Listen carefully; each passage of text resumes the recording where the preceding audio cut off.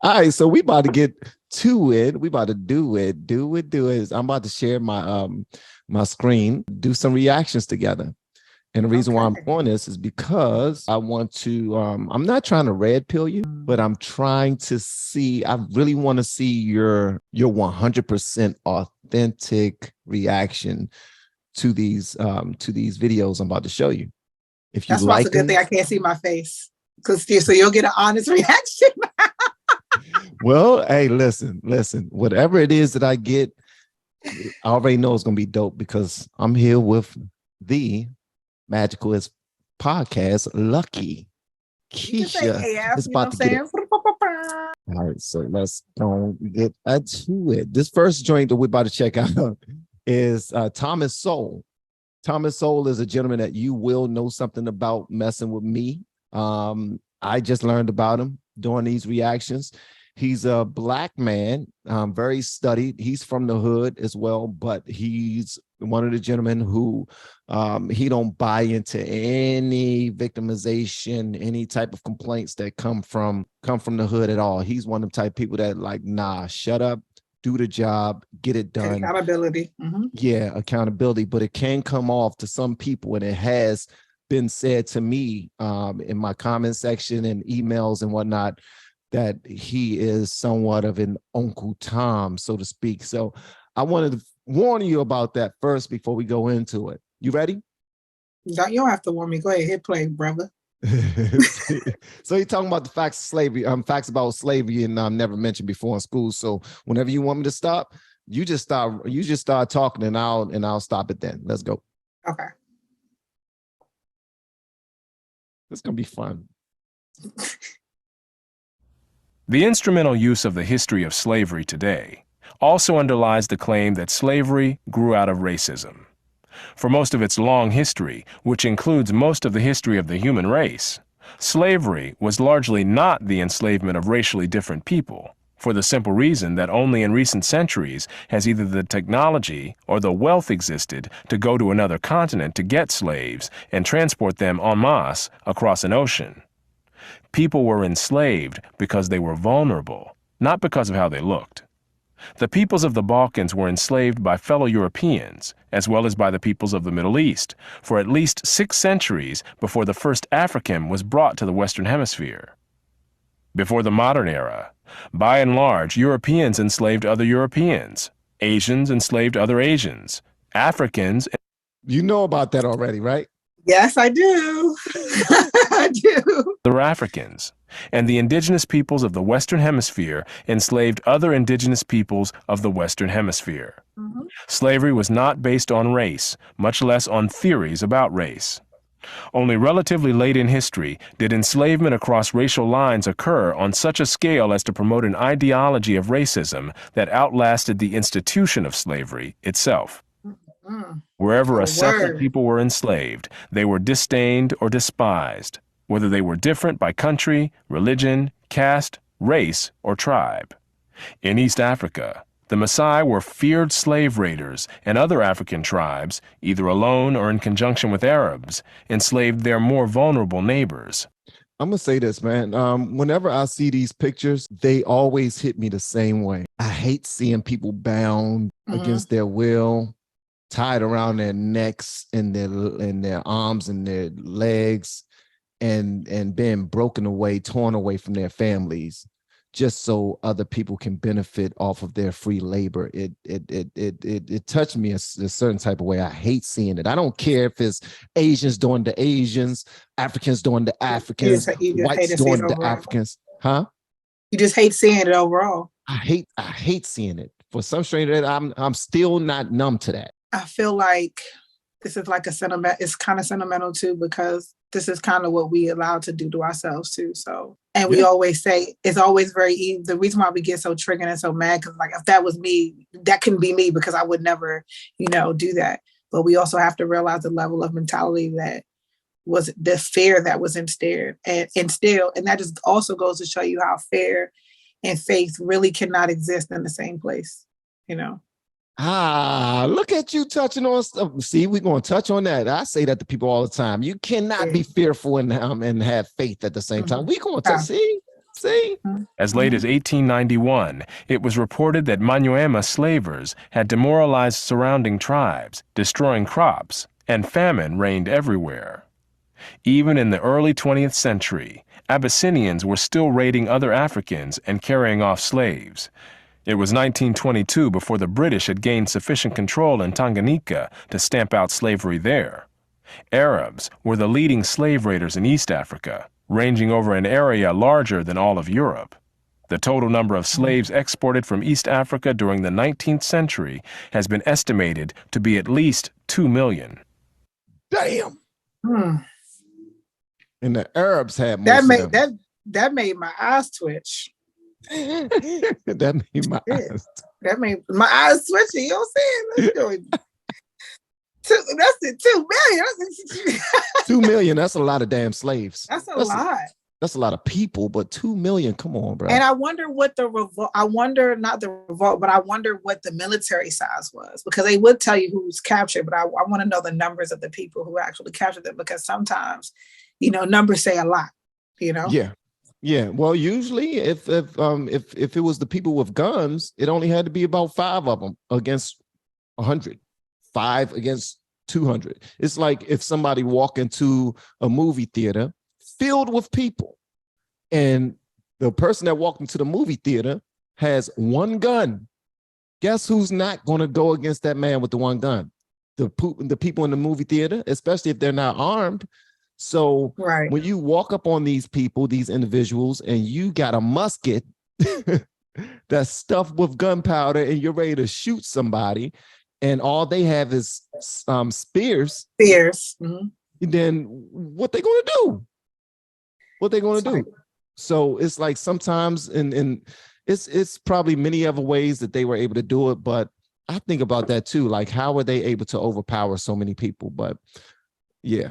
The form in which the story of slavery has reached most people today has been along the lines of the best-selling book and widely watched television miniseries Roots by Alex Haley. Challenged on the historical accuracy of Roots, Haley said, "I tried to give my people a myth to live by. This instrumental use of history, or purported history, is open to the same objections as other instrumental myth-making. Despite the impression created by Roots, during the era of the massive slave trade from West Africa, a white man was more likely to catch malaria in Africa than to catch slaves himself. The average life expectancy of a white man..." Wait a second. Because this just goes to show you how television and movies and even our people, right, can influence what we think. And the impressions that, movies like this leave. And also how it adds to the racial disparities that we have right now. You know what I'm saying? So, Right. Yeah, but go ahead, continue. I was just because he said I wanted to give my people a myth to live by. You wanted to give us something to hate. Yeah, exactly. And that's exactly how I took it. When he said that, I was like, a myth. You gave us something to hate. Because a myth to me is like something to inspire you or to make you want to just, keep thriving. Like a myth about gold or something like that. It'll make you want to keep hunting for that because that's something to live for, but for hate. But go ahead, Yeah, and all of this is actually coming from one of Thomas Sowell's books. Which book is this coming from? I think you mentioned it before. Crap. What is it coming? Black Rednecks and White Liberals. White Liberals. Yeah. Okay. And somebody actually sent me that book. The interior of sub-Saharan Africa at that time was less than 1 year. By and large, men from Europe or the Western Hemisphere came to the coasts of Africa, bought their slaves, and left as soon as possible. Even so, the death rates among the white crews of the ships carrying slaves to the Western Hemisphere were as high as the death rates among the slaves themselves. It was only much later, after quinine and other medical measures enabled Europeans to survive where there were tropical diseases, was it possible for them to invade Africa in force and establish empires there. But by then, the Atlantic slave trade had already been ended. During the era of that trade, Africa was largely ruled by by Africans who established the conditions under which slave sales took place. The crew of a slave ship was in no position to defy African rulers and their armies by going out across the land and capturing people willy-nilly. The stronger African peoples captured and enslaved the weaker peoples. The same pattern found over the centuries in Europe, Asia, the Western Hemisphere, and Polynesia. Polynesia. This is the thing that tripped me out when he said the Polynesia, because I love some Polynesian sauce from Chick-fil-A. And I know this is probably not the right time. It's probably not the right time. But they also mentioned how the Africans, the stronger Africans, will tie up and bound the weaker Africans and sell them into slavery. Mm-hmm. Yeah, and that's because to be honest, that's life. That is how it is in the cycle of life. The strong outdo the weak. And I'm not trying to be funny or discredit anything that happened, but we shouldn't be shocked at the information that we are receiving right now, because again, this is just how life works overall with plants, people, animals, the environment, work, entrepreneurship, everything. You know what I'm saying? Your everyday life, all of that. So no, you preaching. And how do my I'm question sorry is for preaching. no, you are. No, you giving some good information. But at the end of the day, when you look at African Americans, even when we receive this information, are we receiving it objectively? Are we receiving it as someone trying to make excuses to have us not be upset at the wrong people? Or are we receiving it as new information that will help us out in the future? Hold on, wait. I'm sorry. Because this is not new information. We're still doing this to each other today. Ooh. So at the end of the day, this is a cycle that is still instilled to this day. We are the number one killer. There was a question: who are the number one killers of Black people? And everyone said heart disease, HIV, all these different people. It's us. We are. Ding, ding, ding. In Europe, Black people out of you wrong for that. You're gonna get me canceled by the Black people. Look, I'm just saying, we point the guns at each other every day more than we do. We take each other out every day. I'm so sick and tired of us being upset about everybody else trying to take us out. When we do it we allow it, because we do it to our own brothers and sisters every single day. And we're not tired. So if this don't make me upset. Today, right? The fact that this happened hundreds and hundreds of years ago, and we still there today. Yeah. That's what makes me upset. And for the sake of just having something to complain about, we will bring this up as if we're not still doing these type of atrocities to one another. Right. It sucks. And I'm glad that you see it that way, because we celebrate it. It's most of what's happening to us. We actually celebrate it. And the more somebody can dig deeper and deeper and deeper into the trenches of the darkness that goes on in our Black communities around the world, and point out the most demonic things that we do to one another over a beat that's fire, we don't mind it. The whole entire culture, and I'm getting emotional because when it comes to my people, I just love y'all.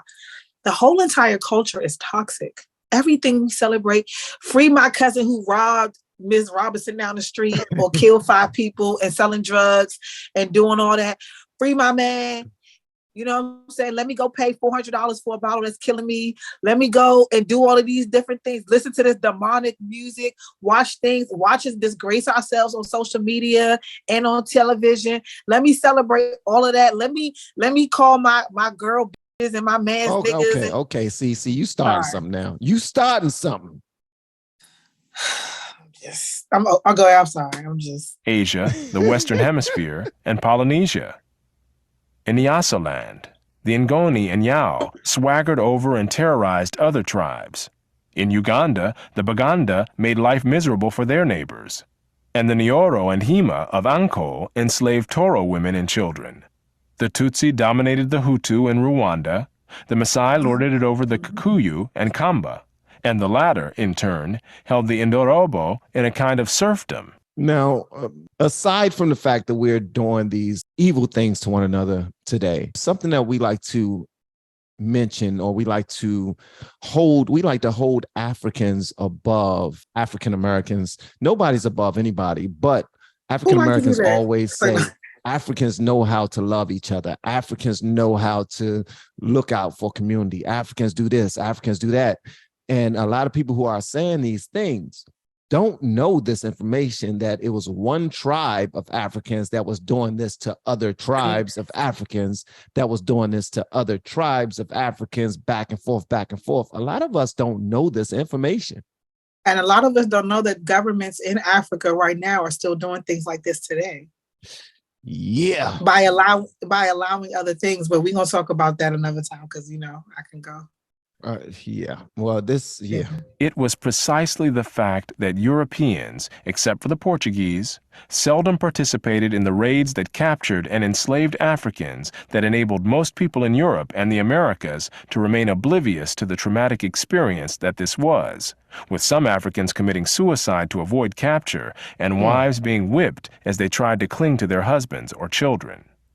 Historian David Breon Davis pointed out that Europeans had little contact with the actual process of enslavement, and that as late as 1721, the Royal African Company asked its agents to investigate the modes of enslavement in the interior.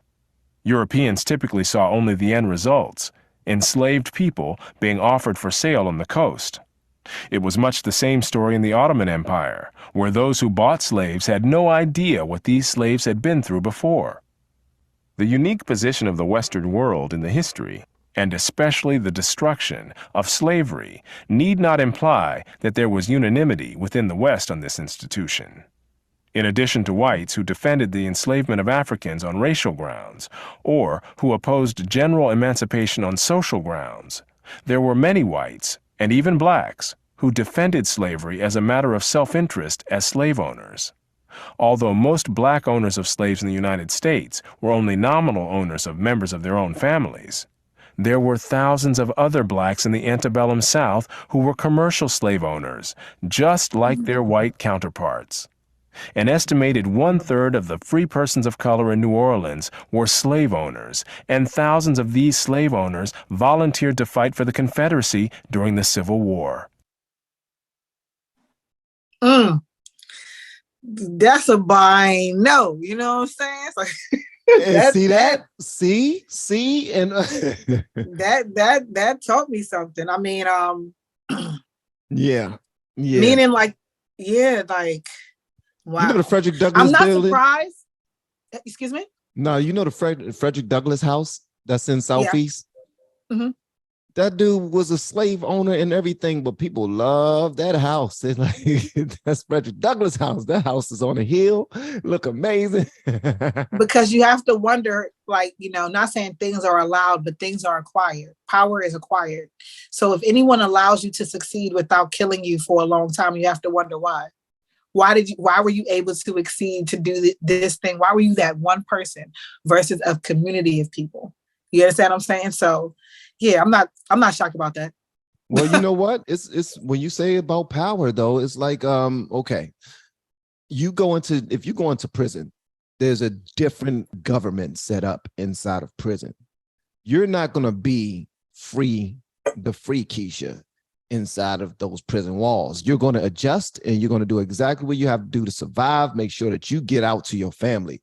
Well, back in the day when people were currency and you had the business acumen and the common sense to know that you couldn't fight or buck the system in a certain type of way, but and beat them, you join them. You either join them, you overtake them, or you succumb to them. You succumb to their to victimhood or something like that. Some people decide, I'm not going to be a victim. I'm going to be a dealer, and I'm going to try to do it from another angle. I'm going to try to make sure that my slaves are okay. I'm going to try to make sure that they are taken care of. But I just now listened to something, and I hate to tell you, and I'm not talking to you, I'm talking to the people that are watching this. I hate to tell you, but You're so funny. There are videos out there of Black slave owners, and Black slave owners were more brutal. Mm-hmm. It's like they had something to prove, and I don't get that. Like, why?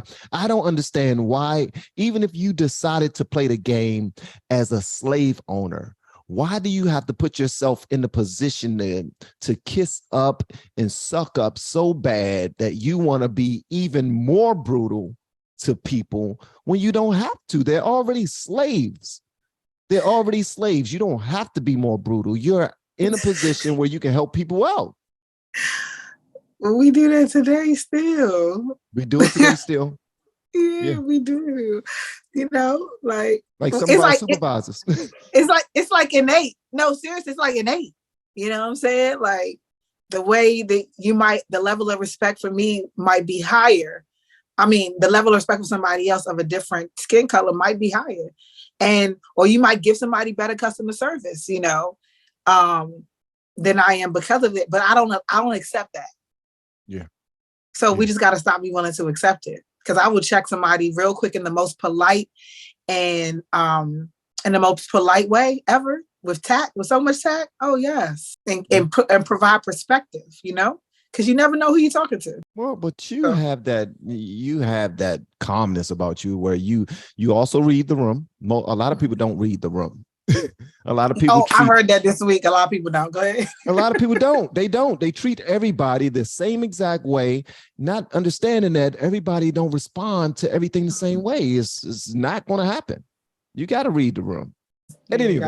Black slave owners were even more common in the Caribbean. In short, there were many defenders of slavery in the West, even in the 19th century. I just said that, Marcus Garvey. And outside. Marcus Garvey was a Black slave owner? I wouldn't say that he's a Black slave owner, but you know. Oh, see, now I got to learn about Marcus Garvey. See, I knew that them daggone Caribbean people were crazy. If he wasn't a slave owner, you could say he had workers.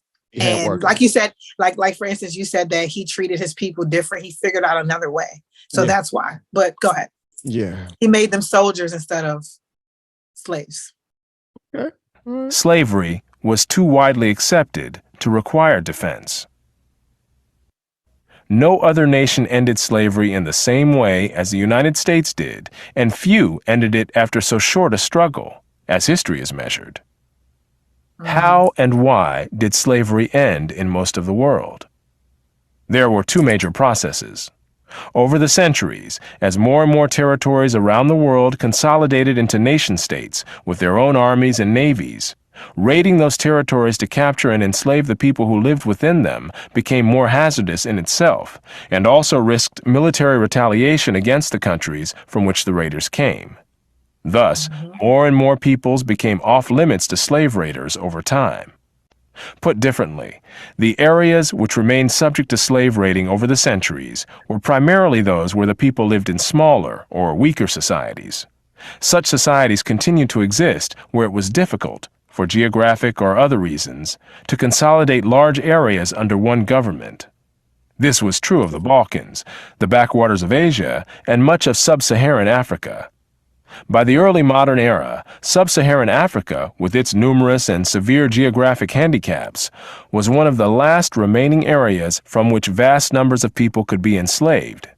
That was very interesting. The reason why I had to show that to her is because when I very first saw anything about the truth of slavery, I was not one of the people in school that really gave a crap about history. I didn't care too much about history. I didn't care too much about many topics, to be honest with you. I think my memory is a little fuzzy when it comes to how I believe I was as a kid, because I used to say that I wasn't very studious. I really didn't tap into or I didn't care too much about learning and all these other things because whatever reasons. But it turns out I was a really intelligent young man when I was younger, and I was just bored. And I always wanted to play. I always wanted to be in people's faces. Always wanted to have fun. I always wanted to make people smile, especially my teachers. I learned that if you're sweet to an adult, especially an adult lady, and you're a boy and you smile, then you can gain favor. And that worked for me. So when it came to history, having to learn and stuff, I kind of skirted that.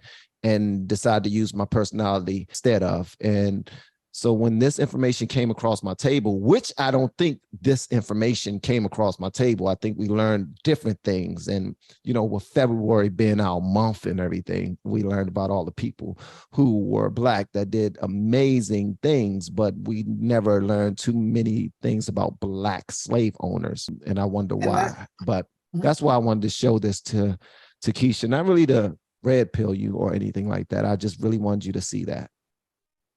Yeah, it wasn't a red pill at all because, again, I'm not shocked at this reality. You know, cycles have a thing. They repeat themselves, and time repeat themselves. That's and right. if we were to know all of the information that took place, then maybe things wouldn't repeat themselves. So we can look at it like that. Maybe that's why they didn't tell us anything, because if we have something to hate outside of one another, and we can't really look at us hating one another, but we can look at them, it focuses us on hating one another more. And I know that sounds like the most cat and mouse thing ever, and it is. When you think about it, it is. Because when you have a full scope, you know better. When you have a full scope, you love better. When you have a full scope, you heal better. So they don't really want us to heal. You know what I'm saying?